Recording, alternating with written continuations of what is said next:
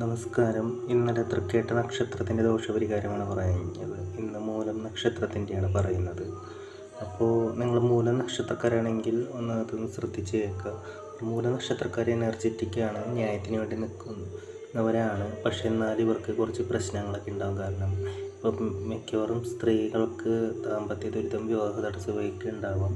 അതേപോലെ ന്യായത്തിന് വേണ്ടി നിൽക്കുന്നതുകൊണ്ട് ധർമ്മസങ്കടത്തിൽ അകപ്പെടുന്നവരായിരിക്കാം. അങ്ങനെയൊക്കെയുള്ള പ്രശ്നങ്ങളൊക്കെ ഉണ്ട്. അപ്പോൾ ഞാനീ പറയുന്ന കാര്യങ്ങളൊന്ന് ചെയ്യാൻ ശ്രമിച്ചു കഴിഞ്ഞാൽ നിങ്ങൾക്ക് മറ്റൊന്നും ചെയ്യേണ്ട. നിങ്ങളുടെ ഏത് തരത്തിലുള്ള ദോഷമോ പ്രശ്നങ്ങളോ വിഷമതകളോ ആയിക്കോട്ടെ, ഈ രണ്ട് കാര്യങ്ങൾ ചെയ്തു കഴിഞ്ഞാൽ, ഈ രണ്ട് ദേവതകൾ പ്രീതിപ്പെടുത്തി കഴിഞ്ഞാൽ നിങ്ങളുടെ എല്ലാ പ്രശ്നങ്ങളും മാറും. അപ്പോൾ നിങ്ങൾ ആദ്യമായിട്ടാണ് ഇത് കാണുന്നതെങ്കിൽ, അല്ലെങ്കിൽ എൻ്റെ വീഡിയോ കാണാറുണ്ടെങ്കിലും കാണുമ്പോൾ ഒന്ന് സബ്സ്ക്രൈബ് ചെയ്ത് കഴിഞ്ഞാൽ അത് വളരെ സന്തോഷമുള്ളൊരു കാര്യമായിരിക്കും. അപ്പോൾ ഒന്ന് സബ്സ്ക്രൈബ് ചെയ്തൊന്ന് സഹായിക്കാൻ ശ്രമിക്കാം. ആദ്യം നിങ്ങൾ ചെയ്യേണ്ടത് ശ്രദ്ധിച്ചേക്കുക.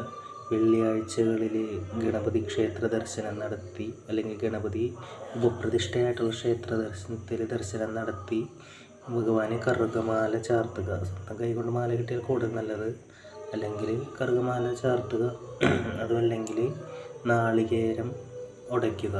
ഏതെങ്കിലും വഴിപാടുകൾ, അതുമല്ലെങ്കിൽ നാരങ്ങമാല, കറുക നാരങ്ങമാല, കറുക മുക്കുറ്റിമാല, അങ്ങനെ പലതരത്തിലുള്ള വഴിപാടുകളുണ്ട്. അല്ലെങ്കിൽ എന്തെങ്കിലും നിവേദ്യം, അങ്ങനെ ഗണപതി പ്രീതിക്കായിട്ടുള്ള കാര്യങ്ങൾ ചെയ്തു വരിക.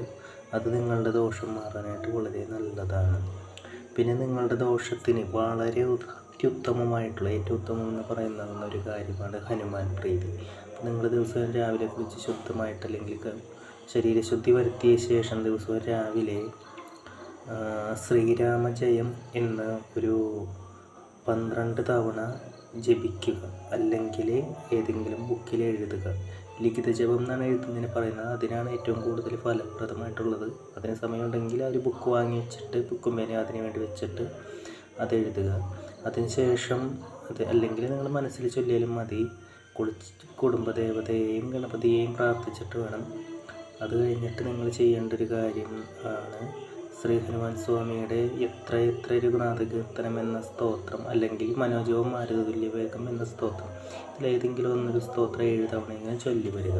അങ്ങനെ ഹനുമാൻ പ്രീതി വരുത്തി വരിക. കഴിയുന്നത് മൂല നക്ഷത്രത്തിലൊക്കെ അടുത്ത ഹനുമാൻ ഉള്ള ക്ഷേത്രം ഉണ്ടെങ്കിൽ അവിടെ പോയിട്ട് പഞ്ചമുഖ ഹനുമാൻ സ്വാമിയെ ധ്യാനിച്ച് പ്രാർത്ഥിച്ച് 7 വലം വയ്ക്കുന്നതൊക്കെ നല്ലതാണ്.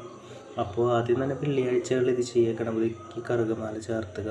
എന്നിട്ട് നിങ്ങൾ പ്രാർത്ഥിച്ച് പോരുക. എന്നിട്ട് ഇത് രണ്ട് ചെയ്ത് കഴിഞ്ഞാൽ നിങ്ങളുടെ എല്ലാവിധ ദോഷങ്ങളും മാറും എന്നുള്ളത് ഗ്യാരൻറ്റിയാണ്. നിങ്ങൾക്ക് അനുഭവിക്കുന്ന എല്ലാ പ്രശ്നങ്ങളും